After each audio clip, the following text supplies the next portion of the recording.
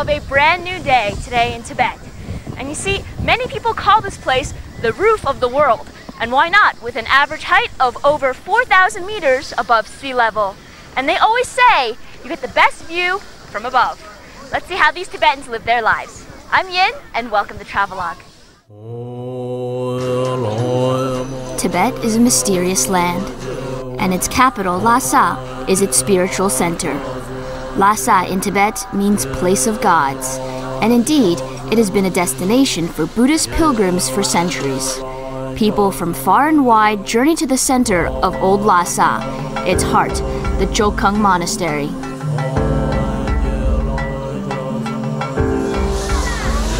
The monastery was constructed by the Tubo king Songtsen Gampo in the 7th century and has been the oldest temple in Tibet. When Songtsen Gampo married a Nepalese princess and later a Chinese princess, Princess Wencheng, they both brought sculptures of Sakyamuni, the founder of Buddhism. The king then ordered the Jokung Monastery to be built to house these holy sculptures.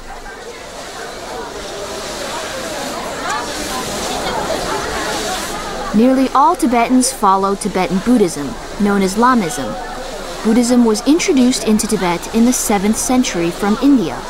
Today, the power of religion still runs strong, and people gather outside the monastery every morning to prostrate at the main gate. By doing so, it's believed they collect good merit for the next life. I have never seen more devout peoples anywhere in the world.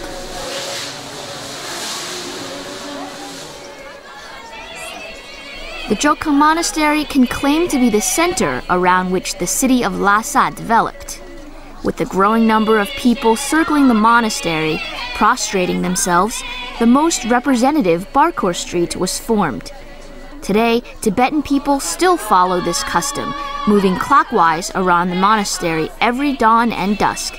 It appears the street still whispers the stories of old Tibet. Nowadays, Barkor Street is also a hive of market activity in which visitors can buy all sorts of souvenirs. See, this piece of cloth is a typical costume for what the local ladies wear. And you see, I got one myself here. It's double layers, red on the inside and blue on the outside. And it's things like this that keep you cool in the summertime and warm in the winter. Look at the embroiders.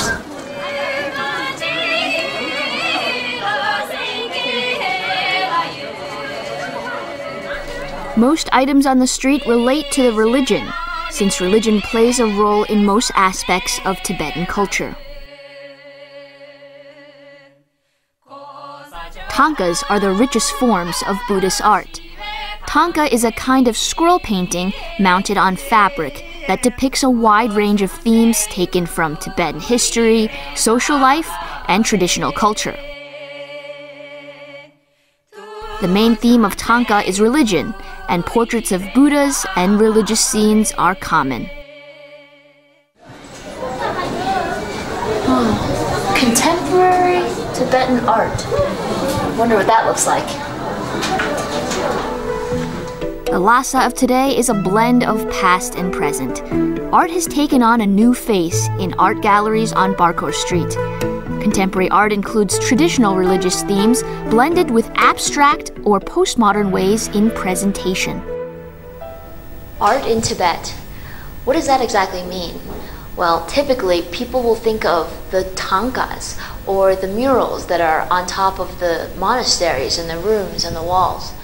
But nowadays, you see painting in Lhasa has taken almost a different type of turn.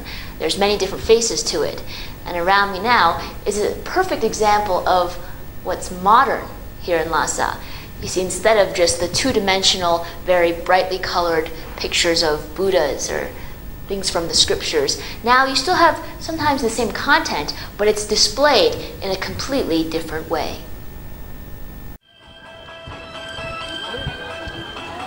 For a taste of local culture, you gotta try local foods.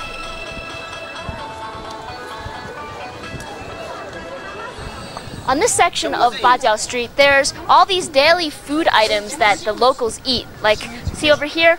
This is sort of dried yak butter, and over here is shredded, all different shapes and different widths and everything. And I guess the people here like to have their yak butter in all different forms, with their foods, with their yak butter tea, and everything else.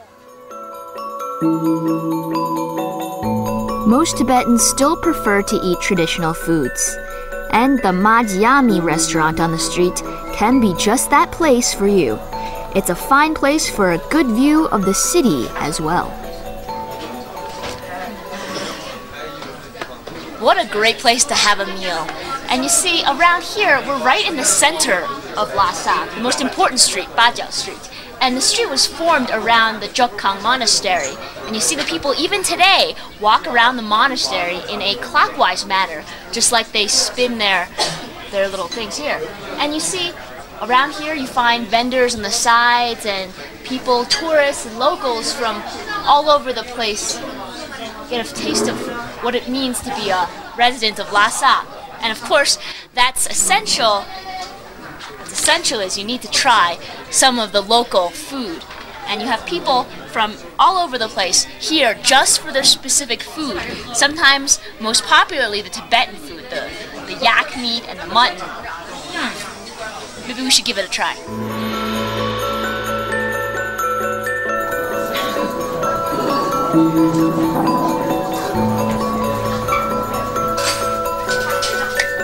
Nice. Finally time for my meal.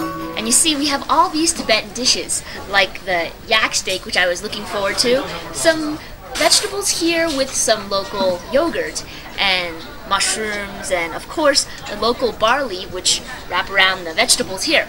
So what am I gonna do? Just one person and all these vegetables? I'm gonna get started.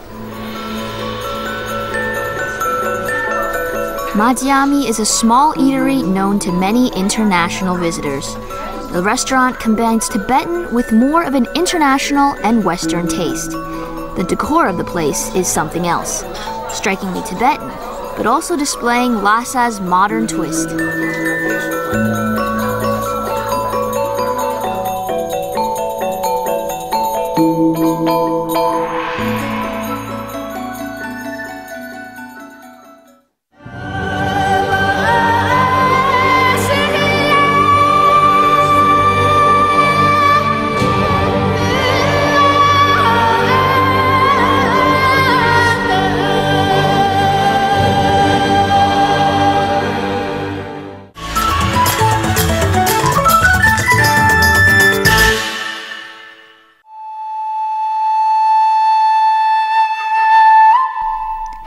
You haven't been to Tibet if you haven't seen the Potala Palace.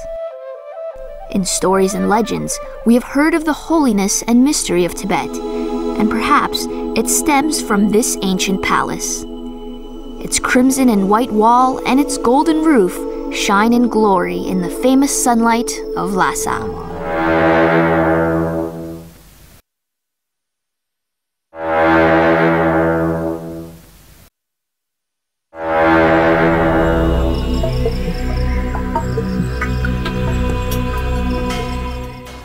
The signature structure of Tibet is, of course, Potala Palace. And you see, millions of people come here every year to witness its grandeur. It stands over 110 meters in height and has over 1,000 rooms. Formerly used as government offices, now it's mostly admired as a religious and historical center. In 641, Songtsen Gampo, ruler of the Tubo Kingdom, had the Potala Palace built for Princess Wencheng of the Tang Dynasty, who he was soon to marry. The complex is made up of two sections, the Red Palace and the White Palace, which together consists of 1,000 rooms. It's a model of Tibetan architecture and a major national cultural monument. This world's highest palace stands more than 3,700 meters above sea level and has 13 stories with 999 rooms.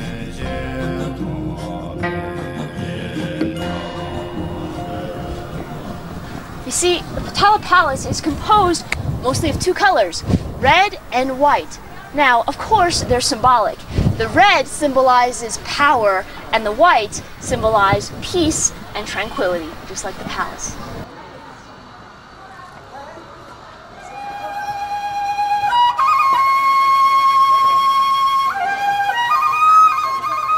Much remains veiled to the visitor, like the stupa of the 5th Dalai Lama, who rebuilt the palace after it was damaged by lightning and warfare. At 14 meters high, the stupa has over 3,700 kilograms of gold. The designs and decorations are all inlaid with diamonds and pearls, as well as other precious items. The White Palace, comprising halls, temples, and courtyards, serves as the living quarters of the Dalai Lama. The Red Palace includes various chambers for worshipping Buddha and chambers housing the 8 stupa that contain the remains of 5th through 13th Dalai Lama. The Potala Palace is a historical monument, but still preserves a special place in people's hearts today. Devout Tibetans pilgrimage here by vehicle, by motorbike, by foot, and even on hands and knees.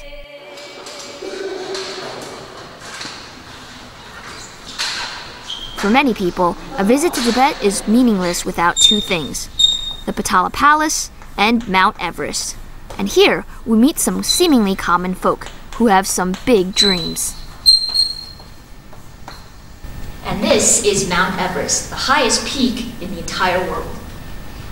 So, who has been to Mount Everest? Me.